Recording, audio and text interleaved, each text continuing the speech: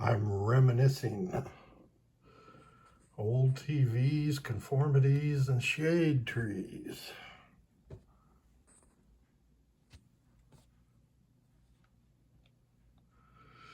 My youngest daughter was home from college one Christmas season. This must have been in the middle 1990s. And I watched two television episodes with her. One was an episode of a television show called Friends. I can't tell you anything about Friends. It didn't hold my attention. I didn't learn the characters, the story engine, but my daughter still mentions it now and then. She liked it. Um, the other episode I watched with her was Seinfeld. Now, I do remember some about Seinfeld. I remember I laughed here and there, but not viewed much Seinfeld either. Now, I'm an old man. I live in Showalter Villa Retirement Community in Heston, Kansas. Depending on who you speak with, the Heston population is between 1,500 and 3,000. There is one and only one local restaurant. There are two traffic lights.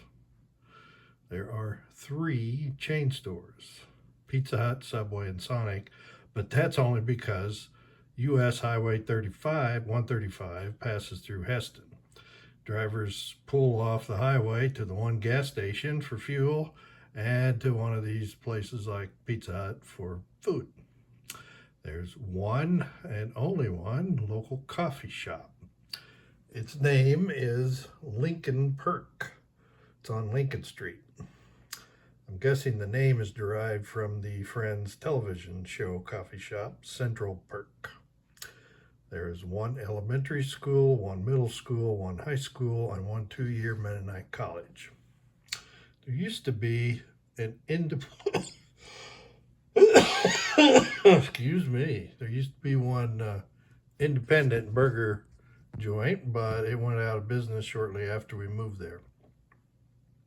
I purchased food there twice. I walked in a third time and they were remodeling. I asked when the burger place would reopen. The guys working there said never.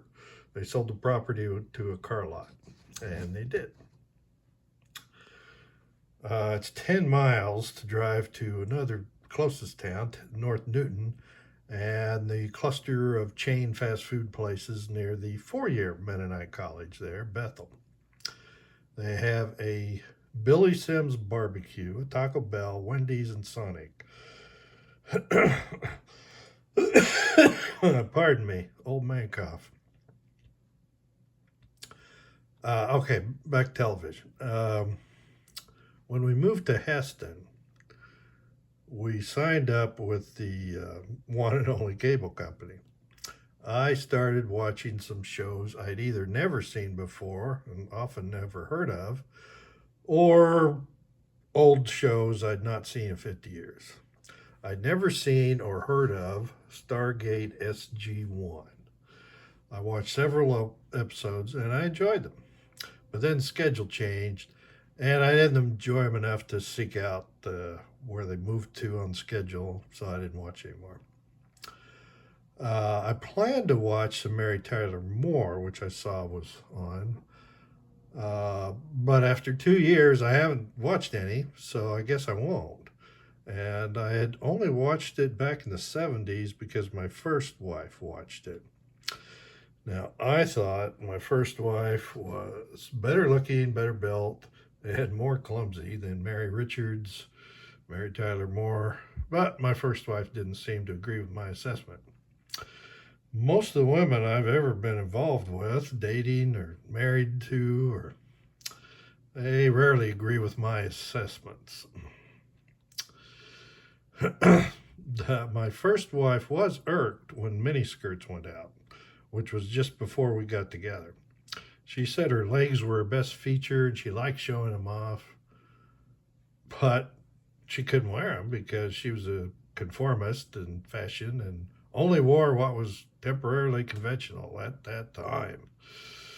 So I think what she wore mostly when we went out were called midi skirts and hostess dresses.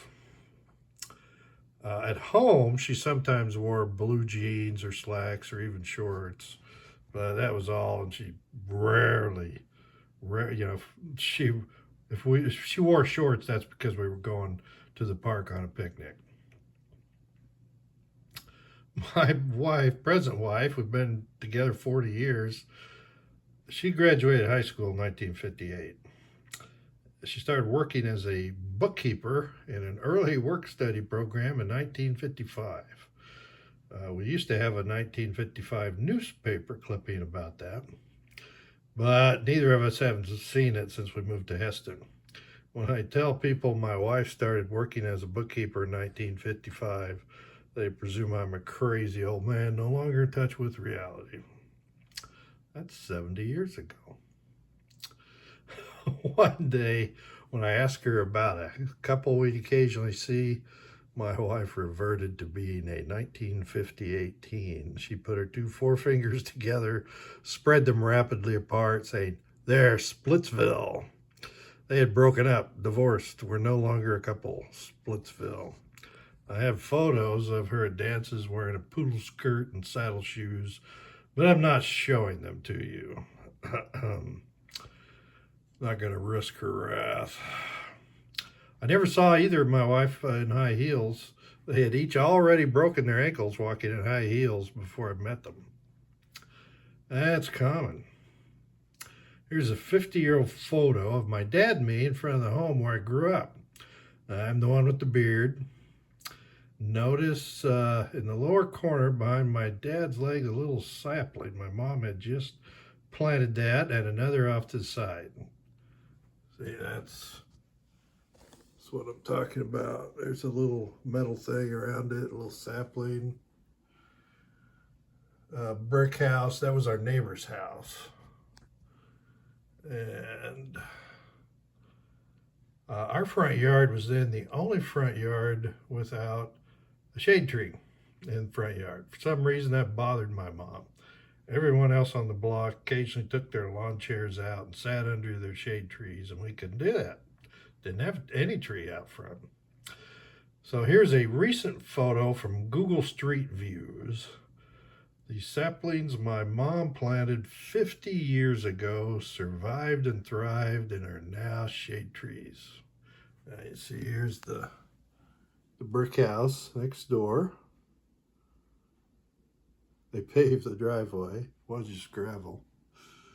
That's where I grew up. This is from Google Street View. And, I'm not going to bother him. I'd like to go back and revisit, but probably never will. Don't know who lives there. Anyway, they did grow up to become good shade trees. Now here is also, this is one I took myself. Picture this was my backyard in 1956, where I was a child and loved playing. Yeah, it's an elevated highway. They built an elevated highway through my backyard. Next door, which was a paradise, they paved it and put up a parking lot. You get old enough, you learn life's really like that. They paved paradise, put up a parking lot. That's my dad on the right and me on the left. 50 years ago. We grow old and time moves on.